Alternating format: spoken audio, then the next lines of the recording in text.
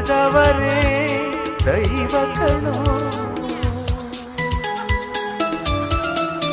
ಸುಖವಾದ ಭಾಷೆಯ ಕಲಿಸೋ, ಸರಿಯಾದ ದಾರಿಗೆ ನಡೆಸೋ ಸಂಸ್ಕೃತಿಯೇ ಗುರು ಕಣೋ. ಮರೆತಾಗ ಜೀವನ ಪಾಠ ಕೊಡುತ್ತಾನೆ ಚಾಟಿಯ ಏಟ. ಕಾಲಾಕ್ಷಣಿಕ ಕಣೋ.